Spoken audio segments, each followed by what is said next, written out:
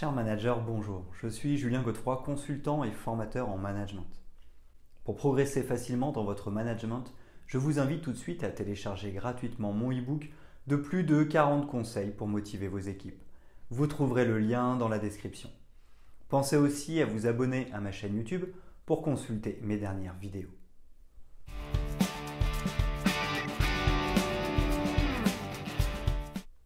La fonction de manager est un métier à part entière. Il s'agit de savoir faire faire. En effet, le manager devient un spécialiste de la mise en dynamique et de l'accompagnement des collaborateurs.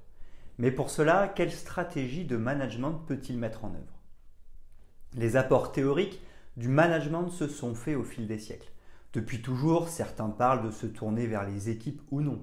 D'autres insistent sur l'importance des résultats et des actions à mener. Mais c'est surtout avec l'arrivée de la psychologie que le management a pu aller plus loin. En effet, l'observation et la compréhension des comportements humains ont permis d'aller plus loin dans les stratégies de management disponibles. Cela permet au manager actuel de mieux adapter sa posture et son management en fonction des situations, des équipes ou encore des résultats à atteindre. De nombreux psychologues, professeurs ou encore consultants en management se sont prononcés sur les stratégies en management possibles. Pour autant, n'y aurait-il pas une seule stratégie optimale à mettre en œuvre? Voyons dès à présent tout ceci.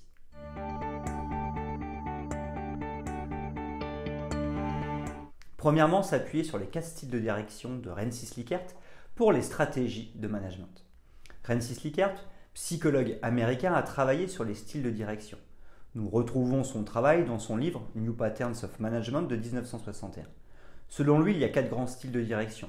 Le système autoritaire exploiteur, le système autoritaire paternaliste, le système consultatif, le système participatif par groupe. Le système autoritaire exploiteur. Avec le système autoritaire exploiteur, le manager décide de tout dans son propre intérêt. Donc si vous souhaitez ne penser qu'à vous et défendre vos propres enjeux, ce système est idéal. Ainsi, gardez-vous la main sur les opérations, le tout dans votre propre intérêt. Le système autoritaire paternaliste.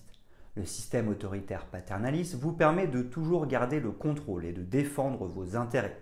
Cependant, ici, vous commencez à prendre en considération les besoins de vos équipes.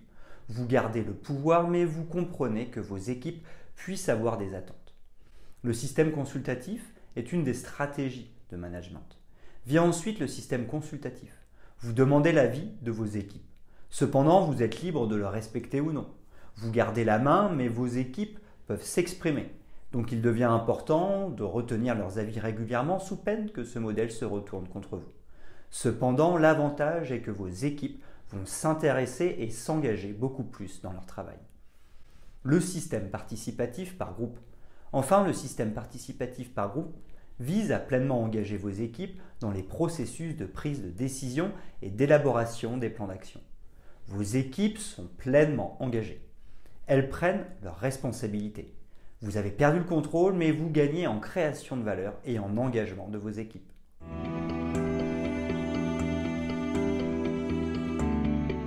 Deuxièmement, manager en fonction des résultats ou des personnes.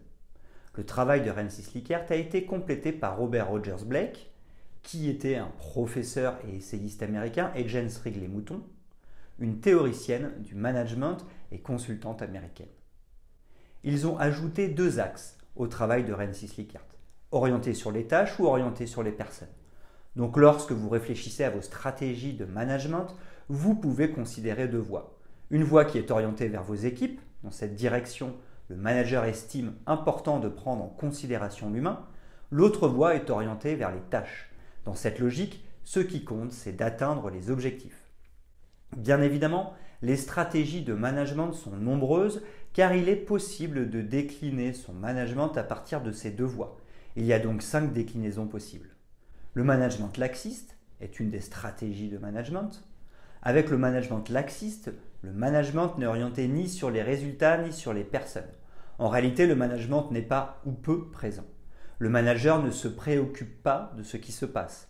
Les problèmes sont donc fréquents, mais le manager a l'avantage de ne s'occuper de rien. Le management autoritaire. Avec le management autoritaire, seuls les résultats comptent. Les personnes passent après. Il s'agit ici de faire le travail. Cela peut s'avérer très intéressant en cas de crise ou pour aller chercher de la rentabilité. Cependant, ce management ne fonctionne qu'à court terme et risque de démotiver les équipes. Le management participatif. À l'inverse du management autoritaire, avec le management participatif, les personnes passent bien avant les résultats. Le bien-être de chacun est pris en considération, tout comme l'ambiance au travail. Les personnes peuvent contribuer aux prises de décision. Ce management est idéal pour impliquer chacun. Le management démocratique, une des stratégies de management. Le style de management démocratique vise à prendre en considération les personnes et les résultats. Les deux aspects sont importants. Ce management est idéal pour obtenir des résultats en impliquant les équipes. Ce management nécessite un vrai savoir-faire, ce qui ne le rend pas accessible immédiatement. Le management intermédiaire. Dans le management intermédiaire, les personnes et les résultats sont pris en considération, mais pas pleinement. C'est un modèle qui vise le compromis. Les résultats ne sont pas pleinement atteints et les équipes ne sont pas pleinement prises en considération. Cependant, tous les styles de management sont pris en compte, ce qui donne un certain équilibre.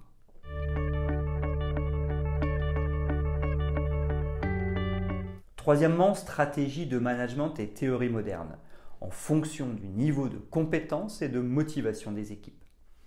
Enfin, pour rendre les stratégies de management des équipes plus faciles à mettre en œuvre, les théories modernes ont mis en lumière deux axes, la compétence et la motivation des équipes. L'avantage est que pour le manager, il devient extrêmement simple de savoir quoi faire. Il doit se poser deux questions. Les équipes sont-elles compétentes? Les équipes sont-elles motivées? Le management directif, ni compétent ni motivé. Avec des équipes ni compétentes ni motivées, le manager utilisera un modèle de management directif. En effet, les équipes ne savent pas faire et n'ont pas envie de faire. Le manager imposera donc la manière de faire et obligera les équipes à faire. C'est le management directif.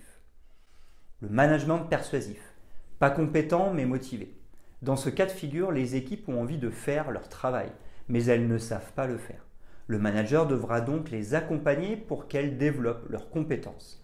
C'est ce que nous appelons le management persuasif. Il s'agira de convaincre les équipes des bonnes méthodes à mettre en œuvre pour qu'elles réalisent leur travail. En d'autres termes, le manager expliquera et donnera du sens sur le pourquoi et sur le comment faire les tâches. Ce management persuasif accompagne la compétence des équipes et les forme. Le management participatif, compétente mais pas motivée. Ici, les équipes savent très bien faire leur travail. Cependant, elles ne sont pas motivées et n'ont donc pas envie de le faire. Il s'agira donc de les motiver, de les impliquer ou encore de les engager pour s'assurer qu'elles passent à l'action. C'est l'objectif du management participatif. Pour cela, il faudra demander leur avis et les faire participer sur les prises de décision et l'élaboration des plans d'action. En effet, plus nous participons et plus nous pouvons nous exprimer, plus nous aurons à cœur de montrer que nous avions raison. Nous nous engagerons pleinement pour faire réussir le projet. C'est tout l'enjeu du management participatif. Le management délégatif, compétente et motivée. Enfin, lorsque les équipes sont compétentes et motivées, le manager utilisera le style de management délégatif. En effet, les équipes savent faire et ont envie de le faire. Le manager devra donc savoir lâcher prise et les laisser faire. Ce n'est pas évident car souvent nous considérons que le rôle du manager est de contrôler. Or, ce n'est pas exact. L'objectif du manager est de s'assurer que les équipes sont passées à l'action et atteignent les résultats. Si elles savent le faire de manière responsable et autonome, alors le manager n'a plus besoin d'intervenir. C'est bien toute l'utilité du management délégatif. Laisser faire les équipes qui savent et ont envie de faire.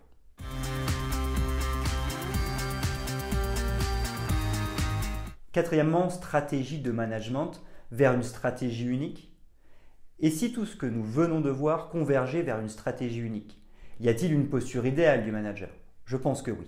En effet, le manager peut adopter une posture globale qui lui permet de pleinement engager ses équipes et d'atteindre les résultats. Le management directif pour débloquer les situations. Premièrement, il faut bien comprendre que le management directif ne doit être utilisé qu'occasionnellement. En effet, il ne développe pas la compétence des équipes car le manager n'explique pas, il impose. Il ne motive pas non plus les équipes car elles ne peuvent pas s'exprimer. Il est utile uniquement pour débloquer les situations. C'est donc un outil à part. Le management persuasif et participatif sont complémentaires et s'utilisent au quotidien. En effet, le manager doit accompagner ses équipes pour développer leurs compétences et leur motivation. Au quotidien, le manager doit donc utiliser le management persuasif pour développer les compétences et le management participatif pour motiver les équipes. Le management délégatif comme objectif ultime.